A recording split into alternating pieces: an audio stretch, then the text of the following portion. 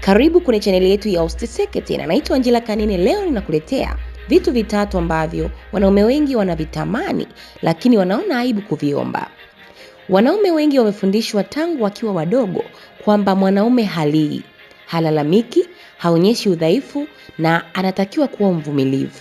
Matokeo yake ni kwamba wanajikuta wanakuwa wakiwa hodari wa kuficha mahitaji yao. Leo nataka nikushirikishe mambo matatu ambayo wanaume wengi huyahitaji lakini mara nyingi wanaona aibu kuyaomba. Jambo la kwanza ni kuthaminiwa. Mwanaume anaweza kufanya kazi mchana kutwa, akachoka, akajinyima mambo mengi ili familia yake ipate maisha bora. Lakini kuna wakati anachohitaji si zawadi kubwa, ila anahitaji tu kusikia neno asante.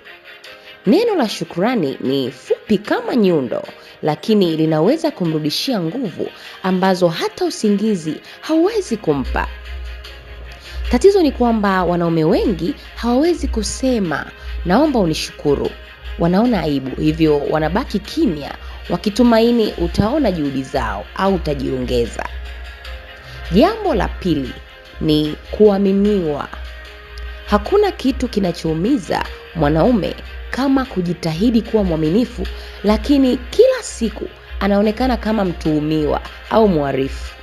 Wanaume wengi hutamani kupewa nafasi ya kuaminika badala ya kuishi kwa wakijitetea na kila wakati.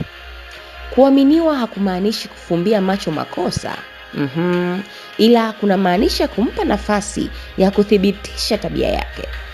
Pale ambapo kuna imani, kuna amani, lakini pale ambapo kuna mashaka yasiyoisha, hata upendo huanza kuondoka. Jambo la tatu ni kuwa na sehemu salama ya kuonyesha hisia zao. Yes. Wanaume wengi wana maumivu ambayo hakuna anayejua. Wengine wamekatishwa tamaa, wameumizwa, wameelemewa na madeni au majukumu, lakini wamefundishwa kwamba kujieleza na kulia ni udhaifu. Ndio maana wengi hukaa kimya, wanacheka na marafiki, lakini wanalia ndani ya mioyo yao. Mwanaume anahitaji mtu ambaye anaweza kumwambia ukweli wa moyo wake bila kumhukumu, kumbeza au kumuona dhaifu. Mahali salama pa kuzungumza ni dawa ambayo wanaume wengi wanahitaji lakini hawajui namna ya kuiomba. Sasa nimalizie kwa kusema mahusiano mengi hayana mvuto si kwa sababu upendo umeisha, no.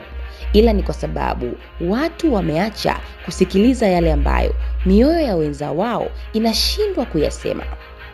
Ukijifunza kusikia hata ukimya wa unayempenda, utagundua kwamba mahitaji makubwa kabisa mara nyingi hayasemwi kwa maneno.